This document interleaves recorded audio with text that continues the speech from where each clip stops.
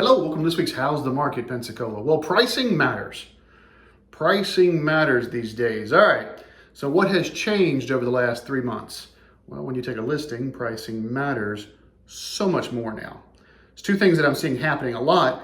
We see them all over the marketplace. It's price reductions, price reductions, price reductions, right? That's what we see going on all the time. Well, what does a price reduction do psychologically to a buyer? What's wrong with the property? So all of a sudden, it's been statistically proven that price reductions wind up getting you slightly less. Does it always happen? No, I'm never an always person, especially in this business. But does it happen often? Yeah, because there's a psychological thing when you have to price reduce. So what happens, and I got a few phone calls this week, hey, let's price it here, and if we can't get something 2 weeks from now, we'll just drop it. Well, you're setting yourself up for a psychological failure. Because as people start to see a price reduction, which they're calling price improvements these days, it's the same thing. You're reducing the price of the listing. They start to wonder what's wrong. So they wind up offering you a little less. There's a sense, even though it might not be there, there's a psychological sense that you are desperate. So pricing matters drastically. I had this conversation with a seller the other day. I went over there and we talked. And they thought their property that we should list at about $40,000 higher than I had suggested. I had suggested somewhere around $410,000. They were thinking no less than $450,000. Well, the comps did not support that. Then the ultimate sentence that I hear sometimes, well, this other agent said they'll put it on at $450,000. So if you won't put it on at $450,000, maybe I should go with them. Well, what you're doing is you're setting yourself up for frustration. Because if you come on at $450,000 and it's really only worth $410,000, buyers are looking right now. It is still a seller's market. It is still a hyper seller's market in most price points in ours. But buyers are looking. They're paying attention. The mortgage spike eased a little. We were down under 5% on mortgages this week. But it doesn't ease enough. People are still looking and they're paying attention. They're not willing to go way over like they used to last year or even 4 months ago. So pricing matters drastically right now. Pay attention to where you're at. Can you still appreciate from the last sold? Of course, especially in those price points. But if you go too far, like everybody was trying to do in 20 and 21, which frankly they were kind of getting, you're thinking there, it's not going to happen. You're going to wind up sitting. Days on market are getting longer. Right, we'll see that in some of the numbers here in just a minute. I'll point that out. But pricing out of the gate, pre-listing, getting things ready to differentiate is coming back in vogue. That's coming back in style if you want to be really successful selling your property. So pay attention with that. Let's get to our numbers in our two counties and see how, let's see if I can talk this afternoon. Let's see how things are looking right now. Let's go.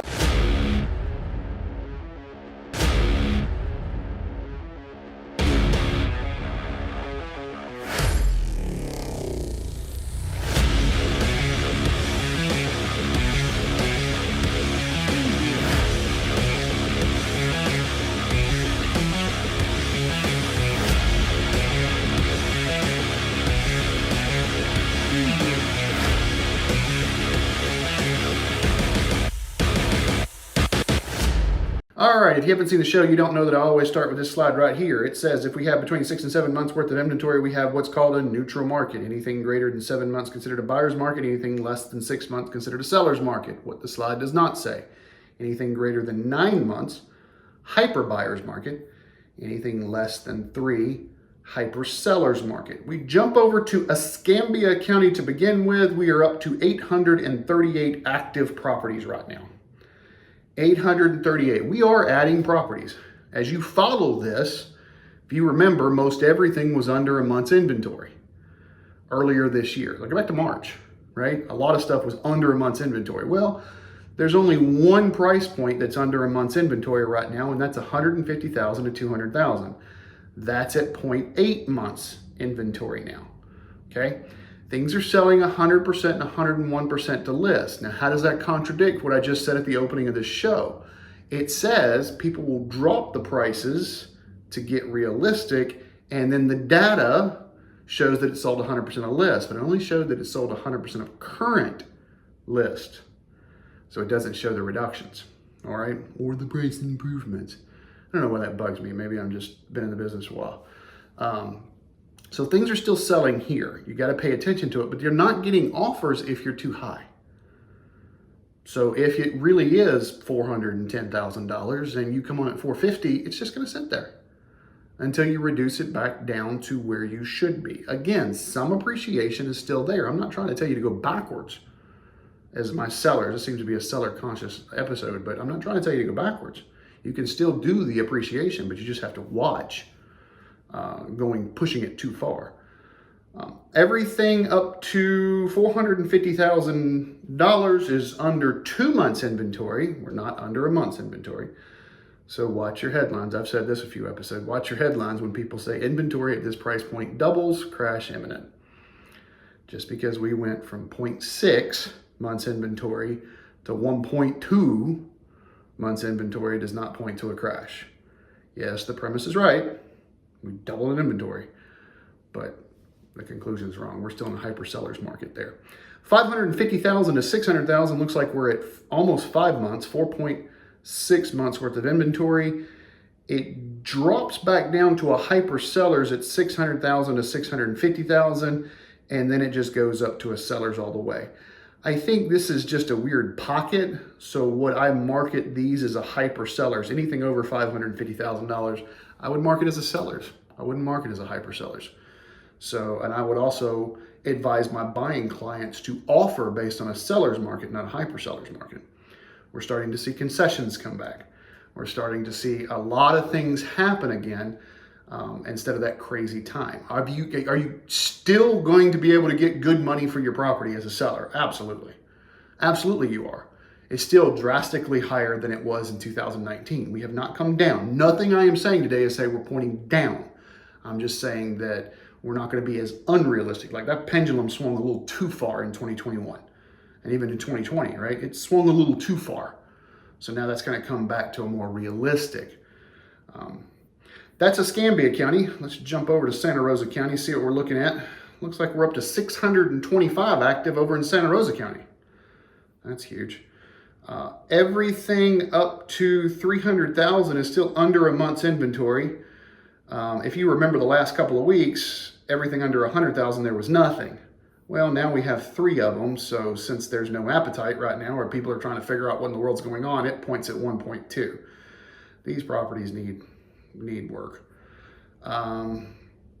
Everything from 300,000 to 550,000, still a hyper sellers. And just like in Escambia County, 550,000 and above, I would treat that as a hyper sellers. So we've got those in there. You can tell that some properties need work when you get down here to the 100,000, 150,000, and things are selling at 93 to 95% of list. Okay, so that's where that makes sense there. Whereas you get down here, 400,000 to 450,000, we're back to selling 100% of list. But again, let's see.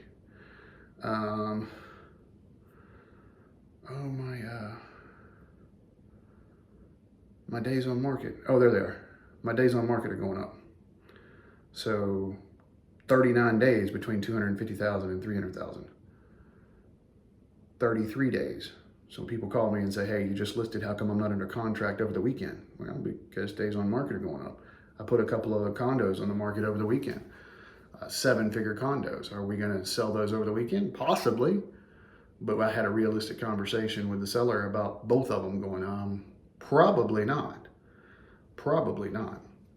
We didn't sell them over the weekend, but 7 figures, a different buyer right now, and there's a lot of things worried about the economy and everything else, so we'll get them sold. I'm not worried about selling those units. When you go that high up and you're sitting on the water, yeah, somebody will definitely want that. Anyways, that's our numbers for the week. A little bit shorter show this week, but I just wanted to kind of give you the numbers and let you know, hey, pricing really, really, really matters right now. It really does. I always end the show talking about our instant offer program. Had someone take advantage of that last week. Instant offer program basically is if you inherit a property, get a property of some sort, needs a bunch of work. I had one that they're still fighting their insurance. Came to me and said, hey, what can we work out? Worked out a great deal for them to stop making their mortgage payment. I mean, Sally's coming up on 2 years. They've been making a mortgage payment ever since, but can't rent the place out. So that was a drain on finances, right? Did all that. That worked out. Basically, the instant offer program, which there's a link below, you can find out what's going on with it. I come out, give you an offer to where even if you don't hit the MLS, if you don't come on the market, we can close this 5, 10, 15, however long it takes to get title ready. All the closing costs are taken care of, and this is going to be your number that you're going to get, right? So we've got that. Some people will use that as a baseline, put on the MLS, see if they can get more, right? See if we can get more, great. If we get less, then we know this is the baseline. And so we very confidently come on the market knowing, okay, we're okay with that number. Let's see if we can get more. If you get more, great. If not, cool. That works out either way. So if you've got a property that falls up under that, or if you know someone that has a property that falls up under that, click the link, let me know. I know, like I said, a few people took advantage of that recently, and it's worked out well for everyone. It is definitely a win-win situation. You have some national companies trying to do that, but the one thing I've heard from the customers that have taken advantage of that product is like, it's nice to work with a local person who I'm actually shaking hands with, the right person who's actually buying it, not a computer or some guy sitting in Denver. Not that we don't like everybody in Denver. Heck, Remax is, where I work, headquarters is out of Colorado. So great people out there, just they're not here if we're trying to do this. So it's a good way at work. And if you got anybody interested, or if you know yourself, give me a call. Contact information is all below. All right, like I said, I'm gonna try and keep this one a little shorter this week. Thanks for watching. Have a great week. I'm a man on a mission. My mission is to help people break through all the noise out there and Don't need no permission. I want to help you get to actual truth. Don't you just want the truth?